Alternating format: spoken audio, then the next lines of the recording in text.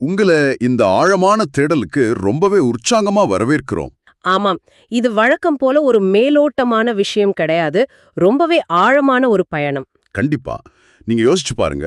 16 வயசுல எல்லாவற்றையும் லாஜிக்கா கேள்வி கேட்கும் ஒரு நாத்திக பெண் ஒரு மாபெரும் ஆன்மீக வழிகாட்டியா மாற முடியுமா? அதுவும் எந்த விதமான அழுத்தமும் இல்லாம ஒரு மிகப்பெரிய அமைப்பை நிர்வகிக்கிற அளவுக்கு ஒருத்தருக்கு எப்படி தலைமைத்துவ பண்புகள் வர முடியும்? அதுதான் இன்னைக்கு நம்ம ஆழமான தேடலோட மையமே. உங்களுக்காகவே ஒரே ஒரு சிறப்பான ஆதாரத்தை ஆழமா அலசி ஆராய போறோம். இன்னைக்கு நாம எடுத்துக்கிட்ட அந்த சுவாரஸ்யமான ஆதாரம் பிரம்மகுமாரிகள் அமைப்பை சேர்ந்த பி.கே. அனிதா தீதி அவங்க பி.கே. ஓம் சாந்தி அப்படிங்கிற யூடியூப் சேனலுக்கு கொடுத்த ஒரு நேர்காணல். இந்த நேர்காணல நாம ஒரு மத ரீதியான பிரச்சாரமா பார்க்க போறது இல்லையா? முற்றிலும் உண்மை. ஒரு மனித மனசோட பரிணாம வளர்ச்சி எப்படி இருக்கு, ஒரு பிரம்மாண்டமான அமைப்போட நிர்வாகம் எப்படி வேலை செய்யுது, இதுல இருந்து நாம கத்துக்க வேண்டிய தலைமைத்துவ பாடங்கள் என்னென்ன அப்படிங்கறத ஒரு பரந்த கண்ணோட்டத்துல தான் நாம அலச போறோம். சரி, இத கொஞ்சம் விரிவாகவே அலசுவோம். நான் இந்த நேர்காணல பார்த்தப்போ எனக்கு ரொம்ப ஆச்சரியமா இருந்துச்சு. எந்த விஷயத்துல சொல்றீங்க? அதாவது அனிதா திதியோட அந்த 16 வயது காலகட்டம் நாம பொதுவா பார்க்கிற பதின்பருவ மனநிலையிலிருந்து ரொம்பவே மாறுபட்டிருக்கு. ஆமா, அவங்க கடவுள்னா என்ன, ஆன்மீகம்னா என்னன்னு தொடர்ந்து தர்க்க ரீதியான கேள்விகளை கேட்டுக்கிட்டே இருந்திருக்காங்க. சமூகத்தை பொறுத்த வரைக்கும் இப்படி தொடர்ந்து கேள்வி கேட்கிற ஒருத்தரை நாத்திகர்னு ஈஸியா முத்திர குத்திடுவாங்க தானே? கண்டிப்பா. அந்த முத்திர குத்துறது சமூகத்தோட இயல்பு. ஆனா இதுல ரொம்ப ஆச்சரியமான விஷயம் என்னன்னா, அனிதா தீதியோட அந்த தர்க்க ரீதியான தேடல் எப்படி ஒரு முடிவுக்கு வந்தது அப்படிங்கிறது தான். 1979ல நடந்த அந்த சம்பவம். ஆமா ஆமா, அதேதான். 1979ல அவங்க தன்னோட தோழியோட வீட்டுக்கு போயிருக்காங்க. அங்குதான் அந்த குப்பை மேட்டைய பாக்குறாங்க. கரெக்ட். பழைய பேப்பர்கள் போட்டு வச்சிருக்கிற ஒரு ரத்த காகித குப்பை. அந்த குப்பையில அட்டை கூட இல்லாத ஒரு கிழிஞ்ச புத்தகம் கிடந்திருக்கு. ஜீவனை வளர்க்கும் ஒரு அற்புதமான வாழ்க்கை கதை அந்த புத்தகம் தானே? அதே புத்தகம்தான். குப்பையில கிடந்த அந்த புத்தகத்தை அவங்க எதேச்சியா எடுத்து படிக்க தொடங்குறாங்க. அங்கிருந்து அவங்க வாழ்க்கையே அப்படியே மாறுது. குப்பையில கிடைச்ச ஒரு புத்தகம் ஒருத்தரோட வாழ்க்கை பாதையும் மாற்றுமா?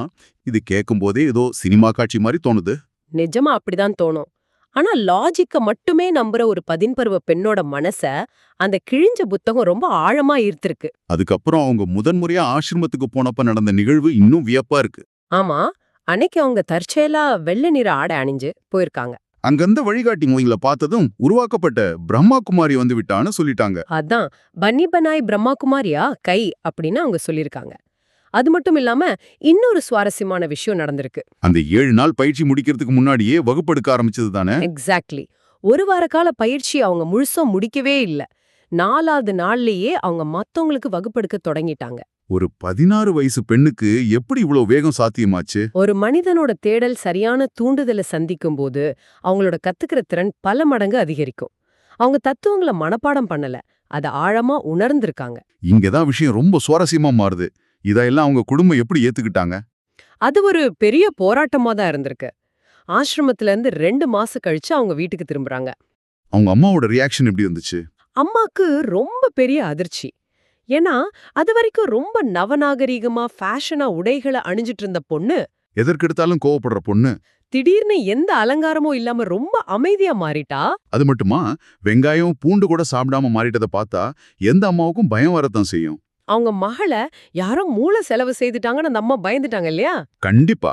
சமூகத்தோட பார்வையில இந்த மாதிரி திடீர் மாற்றங்கள் எப்போதுமே சந்தேகத்தை தான் உருவாக்கும். ஆனா இத ஒரு பரந்த கண்ணோட்டத்துல பார்த்தா அனிதா தீதி அந்த எதிர்ப்பை எப்படி கையாண்டாங்க அப்படிங்கிறது ரொம்ப பெரிய பாடம். ஆமா, பொதுவா இந்த வயசுல வீட்ல எதிர்ப்பு வந்தா பசங்க என்ன பண்ணுவாங்க?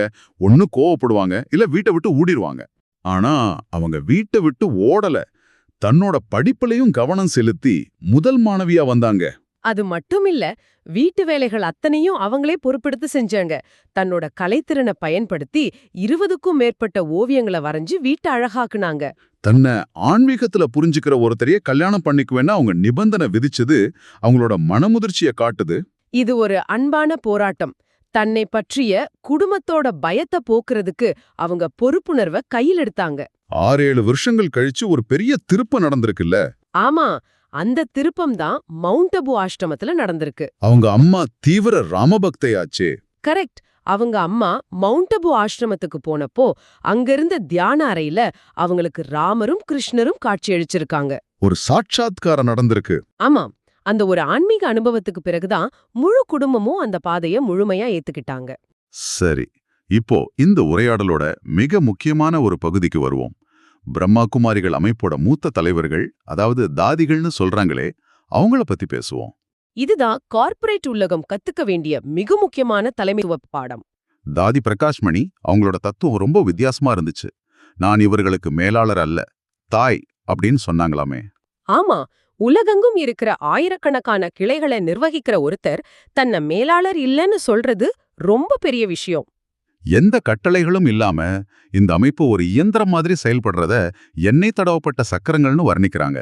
ஒரு பெரிய அமைப்போட தலைவியா இருக்கிறவங்க சமையலறையில போய் காய்கறி வெட்டுறதும் ரொட்டி சுடுறதும் தான் தலைமைத்துவத்தோட உச்சம். மேலிருந்து கட்டளை ஏறதை விட கீழே இறங்கி வந்து வேலை செய்யறது தான் உண்மையான தலைமைத்துவம்னு அவங்க நிரூபிச்சிருக்காங்க. அதே மாதிரி தாதி ரத்தன் மோகனி அவங்கள எடுத்துக்கிட்டா திரைச்சீலைகளை மாற்றுவது, பழுதான சுவிட்சுகளை சரி செய்வதுன்னு சாதாரண வேலைகளையும் அவங்க விரும்பி செஞ்சிருக்காங்க. கார்ப்பரேட் கம்பெனில ஒரு சிஇஓ வந்து பழுதான வழக்கு சரி செய்வாரா? அப்படி செஞ்சா ஊழியர்களோட மனநிலை எப்படி மாறும்னு நீங்க யோசிச்சு பாருங்க. ரொம்ப சிறப்பான கேள்வி.